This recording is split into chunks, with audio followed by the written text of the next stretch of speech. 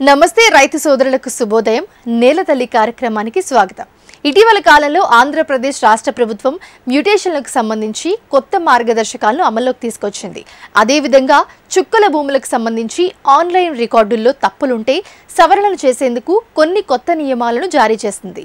ఈ క్రమంలో ఏపీ ప్రభుత్వం జారీ చేసిన ఈ కొత్త మార్గదర్శకాలు, నియమాల గురించిన వివరాలను ఇవాల్టి కార్యక్రమంలో నిపుణులు సునీల్ కుమార్ గారి మాటలోనే తెలుసుకుందాం.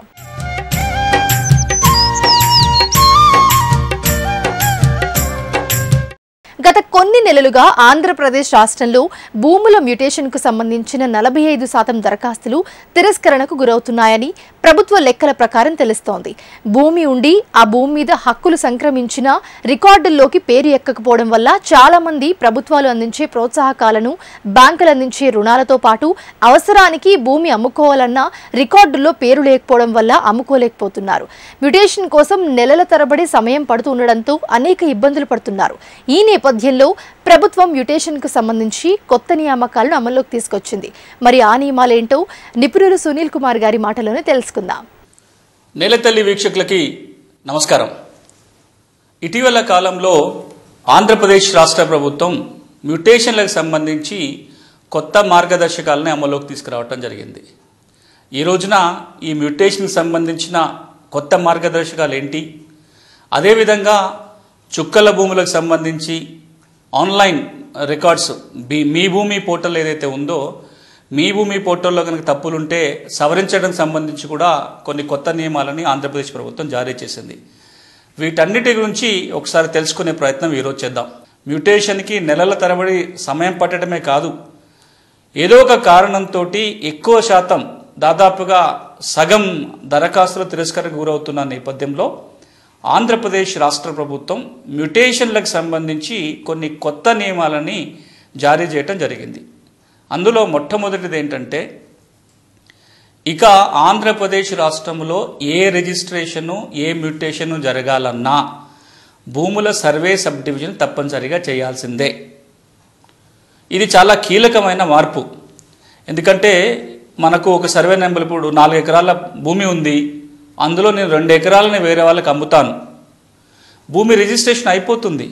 కానీ 4 ఎకరాలకే ప్రభుత్వ రికార్డులో పట్టం ఉంటుంది. కానీ అందులోకి వెళ్ళి 2 ఎకరాలు నేను ఇతరులకు విక్రయిస్తే ఆ 2 ఎకరాలకి ప్రత్యేకంగా మ్యాప్ కానీ ఎఫ్ఎంబి కానీ ఉండదు. ఎందుకంటే అది సర్వే సబ్ డివిజన్ జరగలేదు కాబట్టి.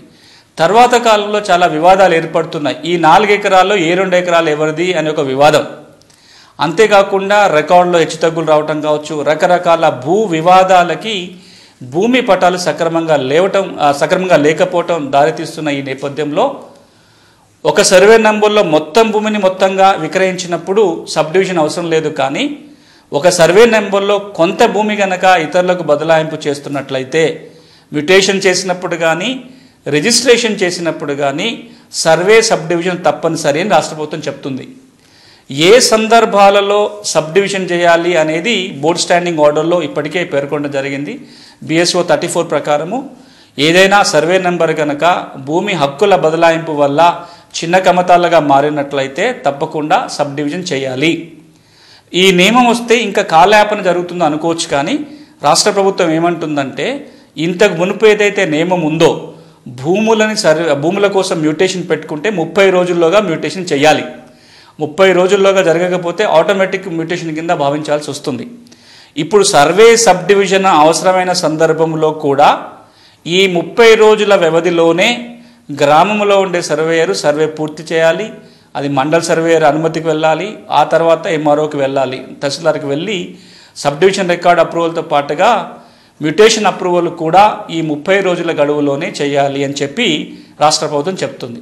అంతేకాదు, భూములని రిజిస్ట్రేషన్ చేస్తున్నప్పుడు సబ్ రిజిస్ట్రార్లు ఒక సేల్ డీడునో, గిఫ్ట్ డీడునో, పార్టీషన్ డీడునో ఏదో ఒక దస్తావేజు భూములకు సంబంధించి రిజిస్ట్రేషన్ చేస్తున్న సందర్భంలో ఈ వేటికైతే BSO 34 ప్రకారం సర్వే సబ్ డివిజన్ చేయాల్సి ఉంటుందో అలా సర్వే సబ్ డివిజన్ జరిగి సబ్ డివిజన్ రికార్డు ఆమోదం పొందిన తర్వాత మాత్రమే భూముల రిజిస్ట్రేషన్ చేయడానికి వీలవుతుంది తప్ప సబ్ డివిజన్ రికార్డు లేకుండా భూములని రిజిస్ట్రేషన్ చేయొద్దు అని చెప్పి కొత్త నియమాలు చెప్తున్నాయి.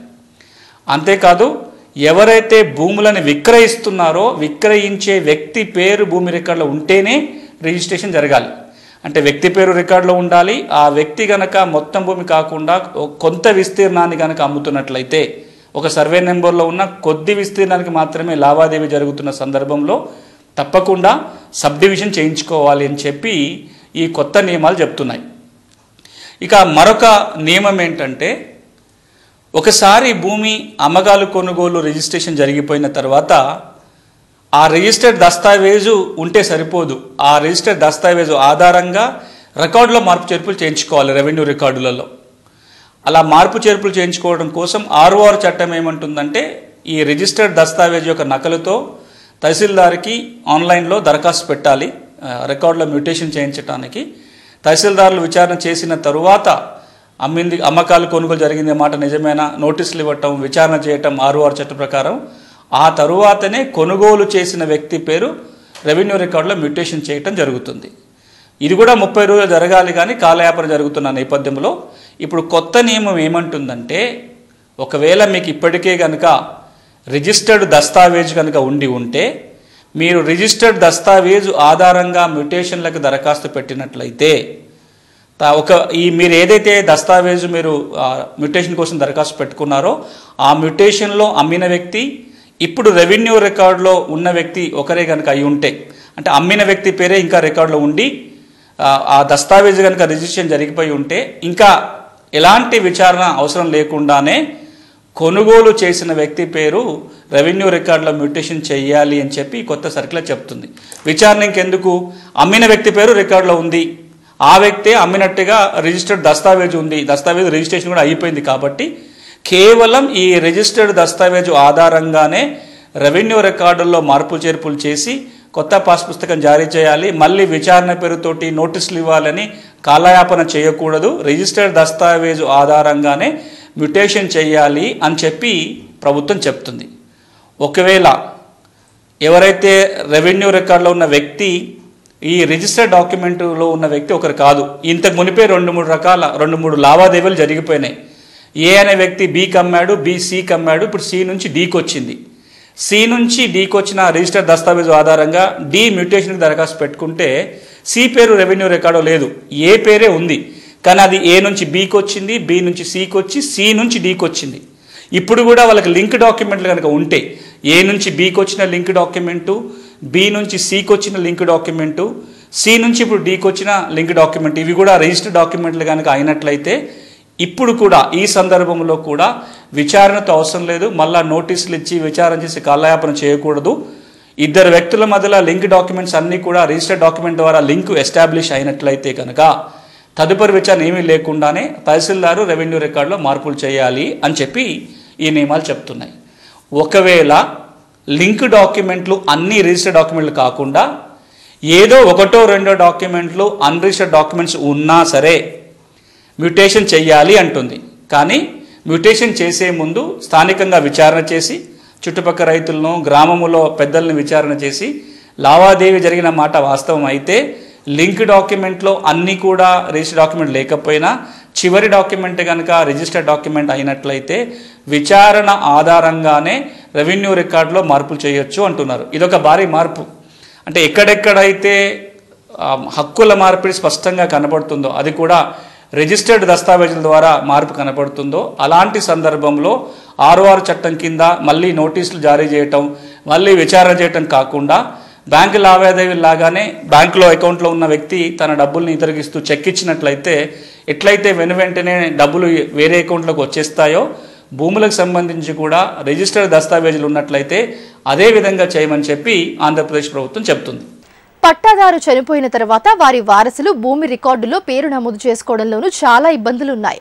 పట్టాదారు చనిపోయి ఏళ్లు గడిచినా వారసుల పేర్లు ఇంకా రెవెన్యూ రికార్డులోకి రావటం లేదు.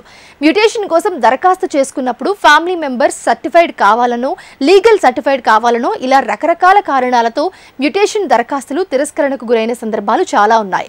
ఈ నేపథ్యంలో పట్టాదారు వారసులు మ్యూటేషన్ కోసం దరఖాస్తు చేసుకుంటే ఫ్యామిలీ మెంబర్ సర్టిఫికెట్ ఉంటే చాలని విచారణ పేరుతో కాలయాపన చేయకుండా ప్రక్రియను పూర్తి చేయాలని ప్రభుత్వం కొత్త నియమాల్లో స్పష్టం చేసింది. మ్యూటేషన్ కోసం గనక పట్టాదారుడు చనిపోయిన తర్వాత వారి కుటుంబ సభ్యులు దరఖాస్తు పెట్టుకున్నట్లయితే ఫ్యామిలీ మెంబర్ సర్టిఫికేట్ కావాలని అడగకూడదు. ఎందుకంటే ఫ్యామిలీ మెంబర్ సర్టిఫికేట్ కూడా తహసీల్దారే జారీ చేస్తాడు కాబట్టి మ్యూటేషన్ కోసం కనుక దరఖాస్తు పెడితే మ్యూటేషన్ చేయటం మాత్రమే కాదు, ఫ్యామిలీ మెంబర్ సర్టిఫికేట్ కూడా ఎంఆర్ఓ జారీ చేయాలి అని చెప్పి సర్క్యులర్ చెప్తుంది.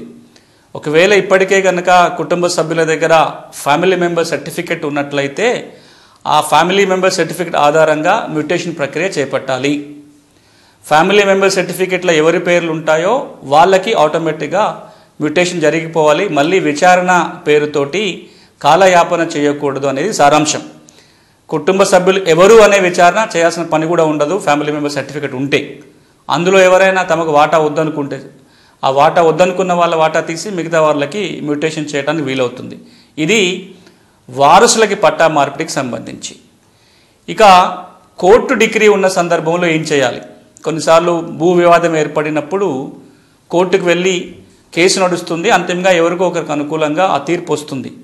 తీర్పు ఎవరికైతే అనుకూలంగా వస్తుందో ఆ తీర్పు ఆధారంగా రెవెన్యూ రికార్డులో మార్పు చేయించుకోవడానికి కూడా చాలా సమయం పడుతున్న సందర్భంలో ఈ కొత్త గైడ్లైన్స్ ఏమంటున్నాయి అంటే, ఎవరికి అనుకూలంగా అయితే కోర్టు తీర్పు వస్తుందో ఆ తీర్పు యొక్క ఒరిజినల్ కాపీ తీసుకొని మ్యూటేషన్ కోసం దరఖాస్తు చేసుకున్నట్లయితే ఆ తీర్పు ఆధారంగానే రెవెన్యూ రికార్డులో మ్యూటేషన్ చేయాలి.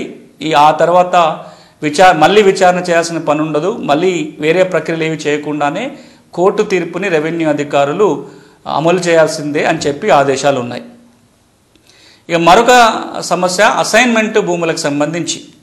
అసైన్మెంట్ భూములు ఎవరికైతే ఇచ్చారో డీఫామ్ పట్టా లేదా డీకేటీ పట్టాలు ఏవైతే ఉన్నాయో ఆ పట్టాదారి యొక్క వారసుల పేరు మీద మ్యూటేషన్ చేయటంలో కూడా చాలా చిక్కులు సమస్యలు వస్తున్నాయి.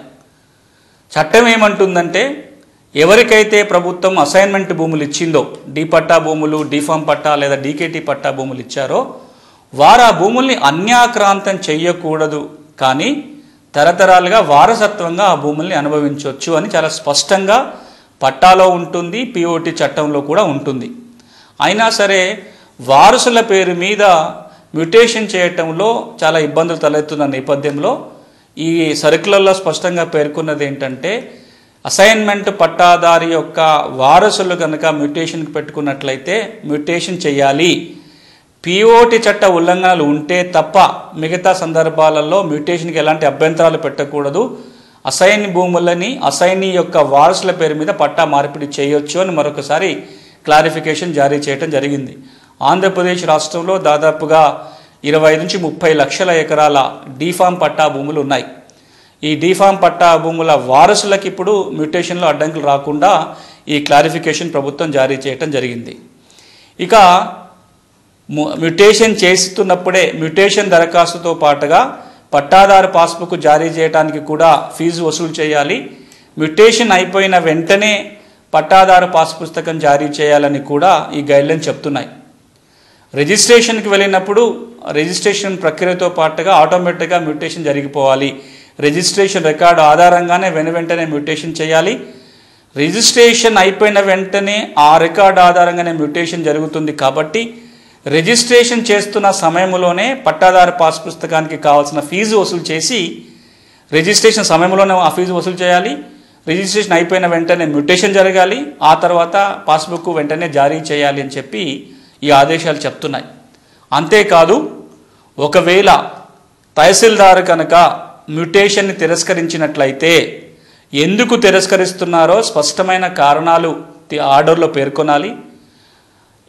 ఎందుకు తిరస్కరిస్తారో దానికి కారణాలను చెప్పాల్సిన బాధ్యత కూడా తహసీల్దార్ మీద ఉంటుంది. మ్యూటేషన్ చేయమని పెట్టుకునే దరఖాస్తు బాధ్యత, దానికి కావాల్సిన కాగితాలు ఇవ్వటం దరఖాస్తుదారు మీద ఆధారపడి ఉంటుంది. కానీ ఒకవేళ అది తిరస్కరించినట్లయితే ఎందుకు తిరస్కరిస్తున్నారో సరి అయిన సహేతుకమైన కారణాలతోటి ఆర్డర్ ఇచ్చి అప్పుడు మాత్రమే తిరస్కరించి ఉండాల్సింది తప్ప సాదాసీదాగా వచ్చిన మ్యూటేషన్ దరఖాస్తులన్నింటినీ తిరస్కరించడానికి వీల్లేదు. మరొక మాట ఏంటంటే, ఒకవేళ తహసీల్దార్ గనక మ్యూటేషన్ని తిరస్కరించదలుచుకుంటే అది ఆయన స్థాయిలో తిరస్కరించడానికి కూడా వీల్లేదు. ఏ దరఖాస్తులోనైతే మ్యూటేషన్ చేయడానికి వీలు లేదు అని తహసీల్దార్ భావిస్తాడో వాటిని ఆర్డీఓకి పంపించాల్సి ఉంటుంది. ఇదంతా ఆన్లైన్ ప్రక్రియ కాబట్టి ఆన్లైన్ ద్వారా ఆర్డీఓ లాగిన్కి పంపాలి. ఈ తిరస్కరించాలి అనే నిర్ణయం తీసుకున్న దరఖాస్తులు ఏవైతే ఉంటాయో దాన్ని ఆర్డీఓ కూడా పరిశీలించి తిరస్కరణ చేయాల్సి వస్తే ఆర్డీఓ స్థాయిలో తిరస్కరణ చేయాలి తప్ప తహసీల్దార్ స్థాయిలో తిరస్కరించడానికి వీలు లేదు. ఒకవేళ ఆర్డీఓ అది తిరస్కరించడానికి సరైన కేసు కాదు అని భావిస్తే తిరిగి తహసీల్దార్కి ఆదేశాలు జారీ చేయొచ్చు, దానికి పట్టా జారీ చేయడానికి మ్యూటేషన్ చేయడానికి అవకాశాలు ఉన్నాయి. ఇది మరొక అంశం. ఒక డబుల్ చెక్ పాయింట్ ఇక్కడ ఉంది. ఇంతకు మునుపు ఆర్ఓఆర్ చట్ట ప్రకారం అయితే కనుక మ్యూటేషన్ చేయాలా వద్దనే నిర్ణయం తహసీల్దారే తీసుకునేవాడు.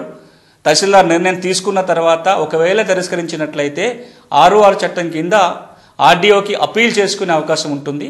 ఇప్పుడు మారిన నియమం ప్రకారం అసలు తిరస్కరించడానికి అవకాశమే లేదు. తహసీల్దార్ స్థాయిలో తహసీల్దారు ఈ దరఖాస్తుని తిరస్కరించాలని నిర్ణయం తీసుకున్నట్లయితే ఆర్డీఓకి పంపాల్సి ఉంటుంది. తహసీల్దార్ మ్యూటేషన్ తిరస్కరిస్తే ఎందుకు తిరస్కరించారో స్పష్టమైన కారణాలు పేర్కొనాలని ఈ కొత్త మార్గదర్శకాలు ప్రభుత్వం పేర్కొంది. ఆర్డీఓ స్థాయిలో కూడా దరఖాస్తులు తిరస్కరణకు గురైతే ఆ తిరస్కరణకు గురైన దరఖాస్తుల్లో 25% దరఖాస్తులను తీసుకుని జిల్లా స్థాయి అధికారులైన డిఆర్ఓ, జాయింట్ కలెక్టర్, జిల్లా కలెక్టర్లు పరిశీలించి నిర్ణయం తీసుకోవాల్సి ఉంటుంది. ఇది చాలా కఠినమైన నిర్ణయమని నిపుణులు సునీల్ కుమార్ పేర్కొన్నారు. దరఖాస్తులు ఆర్డీఓ స్థాయిలో కూడా తిరస్కరణకి గురైనట్లయితే ఏ దరఖాస్తులనైతే ఆర్డీఓ స్థాయిలో తిరస్కరించారో వాటిలో నుంచి 25% దరఖాస్తులని ర్యాండమ్గా తీసుకొని జిల్లా స్థాయి అధికారులు వాటిని పరిశీలించాలి. District revenue officer DRO, joint collector JC, district collector ఈ ముగ్గురు అధికారులు ఆర్డీఓ స్థాయిలో తిరస్కరించబడ్డ మ్యుటేషన్ దరఖాస్తులో నుంచి ఏవైనా 25% దరఖాస్తులను తీసుకొని వారి స్థాయిలో వాటిని పరిశీలించి వాటి మీద నిర్ణయం తీసుకోవాల్సి ఉంటుంది. ఇది ఒక కఠినమైన నియమం. ఎందుకంటే ఇంతకుముందు నేను మొదట్లో చెప్పినట్టుగా ఎక్కువ శాతం దరఖాస్తులు తిరస్కరిస్తున్న నేపథ్యంలో వాటిని తగ్గించడం కోసం రైతులకి, భూ యజమానులకి ఇబ్బందులు లేకుండా వెనువెంటనే మ్యుటేషన్ జరిగిపోయేలా చూడటం కోసం తీసుకున్న నిర్ణయాలు. ఇక మరొక సందర్భంలో దరఖాస్తు తిరస్కరిస్తున్న అంశం ఏంటంటే రెవెన్యూ రికార్డుల్లో ఉన్న భూ విస్తీర్ణానికి వాస్తవ భూ విస్తీర్ణానికి మధ్యలో హెచ్చుతగ్గులు ఉన్నాయి అని ఆర్ఎస్ఆర్ ఎక్సెస్ అంటాము. లేదా డాక్యుమెంట్లో ఎక్కువ ఉంది, ఫీల్డ్లో తక్కువ ఉంది, లేదా ఫీల్డ్లో ఎక్కువ ఉంది, డాక్యుమెంట్లో తక్కువ ఉంది. ఈ ఏవైతే భూమి ఎక్కువ తక్కువలకు సంబంధించిన సమస్యలు ఉన్నాయో అది భూమికి వాస్తవ రికార్డు కావచ్చు, భూమికి దస్తావేజులకు కావచ్చు, ఎక్కడైతే విస్తీర్ణాలలో వ్యత్యాసాలు ఉన్నట్లయితే ఆ కారణంతో దరఖాస్తు తిరస్కరించొద్దు. మరి ఏం చేయాలి? సర్వే కూడా చేయాలి. ఆ సమయంలోనే 30 రోజుల గడువు లోపలనే ఏదైతే దరఖాస్తు వచ్చిందో దానికి సంబంధించిన భూములను సర్వే చేసి సర్వే రికార్డు ఆధారంగా మ్యూటేషన్ చేయాలి. ఎంత సహేతుకమైన భూమి ఉంటే దానికి మ్యూటేషన్ చేయాలి తప్ప విస్తీర్ణాలలో హెచ్చుతగ్గులు ఉన్నాయనే కారణంతో ఆ దరఖాస్తులని తిరస్కరణ చేయడానికి వీలు లేదు అని ఈ కొత్త ఉత్తర్వులు చెప్తున్నాయి. చుక్కల భూముల క్రమబద్ధీకరణకు ఏపీ ప్రభుత్వం కొత్త నియమాలను తీసుకొచ్చింది. అవేంటో ఇప్పుడు చూద్దాం. చుక్కల భూములు అంటే ఏదైతే ఆర్ఎస్ఆర్లో పట్టాదారు పేరు బదులుగా చుక్కలు పెట్టున్నాయో వాటిని మనం చుక్కల భూములు అంటాము. దాదాపుగా 20 లక్షల ఎకరాల పైగా ఈ చుక్కల భూములు ఉన్నట్టు ఒక అంచనా. చుక్కల భూములన్నిటిని కూడా ప్రభుత్వ భూములుగా పరిగణిస్తూ కొంత భూమిని భూమి లేని పేదలకు అసైన్మెంట్ చేయడం జరిగింది. కొంత భూమిని వివిధ సంస్థలకి, వ్యక్తులకి ఏలినేట్ చేయడం జరిగింది. ఇంకా కొంత భూమి ప్రభుత్వ ఆధీనంలోనే ఉంది. ఈ మూడిటి గురించి పెద్ద సమస్య లేదు. కానీ దాదాపుగా ఒక 10 లక్షల ఎకరాల చుక్కల భూములు పట్టా భూములుగానే ప్రజలు భావిస్తూ వాళ్ళ చేతిలో రికార్డులు ఉన్నాయి, కొన్ని చోట్ల రిజిస్ట్రేషన్ జరిగిపోయిన దస్తావేజులు ఉన్నాయి, వారి అనుభవంలోనే ఉంది. కానీ ఎప్పుడైతే రిజిస్ట్రేషన్ చట్టానికి సవరణ చేసి 2007లో నిషేధిత ఆస్తుల జాబితాని రిజిస్ట్రేషన్ కార్యాలయాలకు పంపటం ప్రారంభించారో ఆ జాబితాలో ఈ చుక్కల భూములు కూడా చేరిపోయాయి. ఎందుకంటే నేను ఇంతకుముందు అన్నట్టుగా చుక్కల భూములని ప్రభుత్వ భూములుగా పరిగణిస్తారు కాబట్టి చుక్కల భూముల వివరాలు కూడా నిషేధిత జాబితాలో ఎక్కించడం జరిగింది. దానివల్ల ఈ భూములని అమ్ముకోలేక అవసరానికి ఇతరత్ర ఏ మేలు పొందలేక చాలా ఇబ్బందులు పడుతున్న నేపథ్యంలో గౌరవ హైకోర్టు ఒక తీర్పు ఇవ్వటం జరిగింది. చుక్కల భూములు ప్రభుత్వ భూములు కావు. ఒకవేళ ప్రభుత్వం అది ప్రభుత్వ భూమిగా పరిగణించినట్లయితే మామూలు వ్యక్తుల్లాగానే ప్రభుత్వం కూడా కోర్టుకెళ్ళి వాటిని ప్రభుత్వ భూములుగా నిర్ధారణ చేయించుకోవాలి అని చెప్పి ఒక తీర్పు ఇవ్వటం. చుక్కలు ఉన్నంత మాత్రాన అవి ప్రభుత్వ భూములుగా భావించాల్సిన పని లేదు అని గౌరవ హైకోర్టు తీర్పు ఇచ్చిన నేపథ్యంలో చుక్కల భూములను సాగు చేసుకుంటున్న వ్యక్తులకి మేలు చేయడం కోసం, వాళ్ళ సమస్య పరిష్కారం కోసం 2017లో ఒక చట్టాన్ని రూపొందించడం జరిగింది. దాన్నే చుక్కల భూములు ఆర్ఎస్ఆర్లో నమోదు చట్టం 2017 అంటాం. Dotted lands correction in RSR act 2017 పేరుతోటి ఒక కొత్త చట్టం వచ్చింది. ఆ చట్టం కింద జిల్లా స్థాయిలో ఒక కమిటీ ఏర్పాటు చేసి జిల్లా కలెక్టరు, ఆర్డీఓ, సంబంధిత తహసీల్దార్ కమిటీ మెంబర్లుగా ఎవరైనా వ్యక్తులు చుక్కల భూములని పట్టా భూములుగా సాగులో ఉన్నట్లయితే, అది పట్టా భూములుగా రికార్డులో మార్పించుకోవాలని అనుకున్నట్లయితే దరఖాస్తు పెట్టుకోవాలి. దరఖాస్తుతో పాటుగా ఆ చట్టంలో పేర్కొన్న కొన్ని రకాల ఆధారాలను కూడా జత చేసి దరఖాస్తు పెట్టుకోవాల్సి ఉంటుంది. ఆ కమిటీ కనుక ఇది చుక్కల భూమి, పట్టా భూమి అనే నిర్ధారణకు వచ్చినట్లయితే ఆర్డర్ ఇస్తారు, ఉత్తర్వులు జారీ చేస్తారు. ఆ ఉత్తర్వుల ప్రకారం రెవెన్యూ రికార్డులో మార్పులు చేయాలి. అదేవిధంగా నిషేధిత ఆస్తుల జాబితా నుంచి ఆ సర్వే నెంబర్ని తొలగించాల్సి ఉంటుంది. చట్టం అయితే వచ్చింది, కానీ ఈ చుక్కల భూముల క్రమబద్ధీకరణలో ఎన్నో చిక్కులు వచ్చినాయి. ఆ దస్తావేజులు ఒకటి ఉంటే సరిపోదు. ఆ చట్టంలో నమోదు చేసిన, ఆ చట్టంలో పేర్కొన్న అన్ని రకాల దస్తావేజులు కావాలని కొన్ని సందర్భాలలో 12 సంవత్సరాల పాటు ఆ భూమి వారి అనుభవంలో ఉంటేనే రెగ్యులర్ అవుతుంది. కాబట్టి ఇప్పుడు ఎవరి చేతిలో అయితే భూమి ఉందో వాళ్ళే 12 ఏళ్ళు ఉంటేనే ఇస్తాము, ఇంత మునుపులు అందరినీ కలిపి 12 ఏళ్ళు చూడటం కాదు, దరఖాస్తు పెట్టుకున్న వ్యక్తే 12 ఏళ్ళు ఉండాలి. ఇట్లా రకరకాల అనుమానాలు, అపోహలు, తప్పుడు ఇంటర్ప్రిటేషన్స్ కారణాల వల్ల ఎక్కువ శాతం దరఖాస్తులు తిరస్కరణ కన్నా గురైనాయి లేదా పెండింగ్లో ఉన్నాయి. ఈ సమస్యల మీద ఒక పరిష్కారాన్ని వెంటనే కనుగొనడం కోసం ఈ దరఖాస్తుని త్వరితగతిన పరిష్కారం చేయడానికి కొన్ని క్లారిఫికేషన్స్ని ఆంధ్రప్రదేశ్ ప్రభుత్వం జారీ చేసింది. అందులో ఒకటి ఏంటంటే, చుక్కల భూముల క్రమబద్ధీకరణ చట్టం ఏదైతే ఉందో ఆ చుక్కల భూముల చట్టం కింద పట్టా భూములుగా ఉత్తర్వులు తెచ్చుకోవాలనుకున్నట్లయితే ఆ చట్టంలో పేర్కొన్న ఏదో ఒక కాగితాన్ని సమర్పించాల్సి ఉంటుంది. అది ROHలో ఎంట్రీ కావచ్చు, ఒక రిజిస్టర్డ్ దస్తావేజ్ కావచ్చు, రెవెన్యూ రికార్డుల్లో ఎంట్రీ కావచ్చు, ఇతరత్ర ఏదైనా కాగితాలు ఉన్నట్లయితే వాటి యొక్క కాపీ కావచ్చు.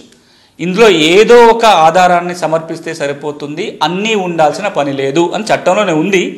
మరొకసారి ఆ స్పష్టత ప్రభుత్వం ఇస్తూ ఈ దస్తావేజులలో, ఈ కాగితాలలో ఏ ఒక్క దస్తావేజుని సమర్పించినా దాని ఆధారంగా పరిగణించి చుక్కల భూములు క్రమబద్ధీకరించాలని ప్రభుత్వం చెప్తుంది.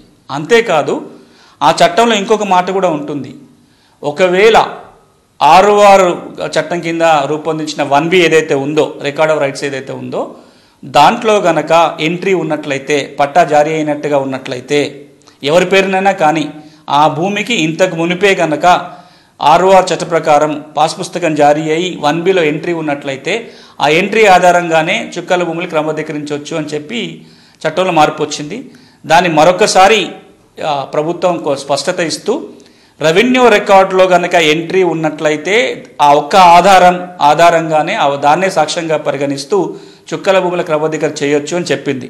ఆ మాట చెప్తూనే ఇంకొక అంశాన్ని పేర్కొన్నది ఏంటంటే, 6 చట్ట ప్రకారము రెవెన్యూ అంటే 6 రికార్డులో ఉన్న వివరాలని కంక్లూజివ్ ప్రూఫ్ ఆఫ్ పొజిషన్గా భావించాల్సి ఉంటుంది. అంటే ఆ భూమి వీరి అనుభవంలో ఉన్నది అని చెప్పడానికి సాక్ష్యంగా పరిగణించవచ్చు. రికార్డులో ఉన్న వివరాలు తప్పు అని నిరూపించేంత వరకు సరైనవిగా భావించాల్సిందే అని 6 చట్టం చెప్తుంది. కాబట్టి 6 రికార్డులో ఉన్న వివరాల ఆధారంగా చుక్కల భూములని క్రమబద్ధీకరణ చేయవచ్చు అని చెప్పి క్లారిఫికేషన్ ప్రభుత్వం ఇవ్వడం జరిగింది. ఇప్పటికైనా ఈ క్లారిఫికేషన్ వచ్చిన తర్వాతనైనా ఎక్కువ మంది రైతులకు ఏదైతే చుక్కల భూముల సమస్యలు ఉన్నాయో అవి తీరుతాయని ఆశిద్దాం. ఇక మరొక అంశం ఏంటంటే, రెవెన్యూ రికార్డులో, అది ఆన్లైన్ రికార్డు ఏదైతే ఉందో మీ భూమి పోర్టల్లో కనుక క్లరికల్ మిస్టేక్స్ కనుక ఉన్నట్లయితే ఈ ప్రాసెస్ అంతా చేయాల్సిన పని లేదు. అంటే 6 చట్టం కింద ఏదైతే మ్యూటేషన్ ప్రక్రియ, రికార్డ్స్ కరెక్షన్ ప్రక్రియ ఉంటుందో అదంతా చేయాల్సిన పని లేకుండానే క్లరికల్ మిస్టేక్స్ని సరిచేసే అధికారం తహసీల్దార్కు ఉంది. ఆ మేరకు సరిచేయొచ్చు అని చెప్పి ప్రభుత్వం ఆదేశించింది. ఏ సందర్భాల్లో ఎలాంటి క్లరికల్ మిస్టేక్స్ని సరిచేయొచ్చో కూడా ఆ సర్క్యులర్లో పేర్కొన్నారు. ఆధార్ నమోదై ఉన్నట్లయితే పేర్లో తప్పున్నా, ఇతరత్ర స్పెల్లింగ్ మిస్టేక్స్ ఉన్నా సరే సరిచేయడానికి అవకాశం. ఆధార్ సీడింగ్ కనుక జరగకపోతే ఆధార్ సీడింగ్ చేసిన తర్వాత క్లరికల్ మిస్టేక్స్ని సరిచేయటం కోసం అధికారులు కల్పిస్తూ ఈ ఉత్తర్వులో పేర్కొనడం జరిగింది. ఇది ఇటీవల కాలంలో భూములకు సంబంధించి, మరీ ముఖ్యంగా మ్యుటేషన్లకు సంబంధించి, చుక్కల భూములకు సంబంధించి ఆన్లైన్ రికార్డులో సవరణలకు సంబంధించి ఆంధ్రప్రదేశ్ ప్రభుత్వం ఇచ్చిన కొన్ని సూచనలు, సలహాలు, క్లారిఫికేషన్స్ ఇవన్నీ వచ్చిన తర్వాత ఇంత మునుపులాగా 45-50% మ్యూటేషన్ల తిరస్కరణ కాకుండా ఏవైతే జెన్యూన్ కేసులు ఉన్నాయో అన్ని సందర్భాలలో కూడా వెంటనే మ్యూటేషన్ జరగాలని, రైతులకు మేలు జరగాలని ఆశిస్తున్నా. వచ్చే వారం మరొక అంశం గురించి మాట్లాడుకుందాం. అంతవరకు సెలవు, నమస్తే. సాగు చట్టాలు, సమస్యల పరిష్కారం, అలాగే రైతులకు ఉపయోగపడే మరింత సమాచారం కోసం హెచ్ఎం టీవీ అగ్రి యూట్యూబ్ ఛానల్ని సబ్స్క్రైబ్ చేసుకోవడం మర్చిపోకండి. ఇది ఇవాల్టి నేలతల్లి కార్యక్రమం. నమస్తే.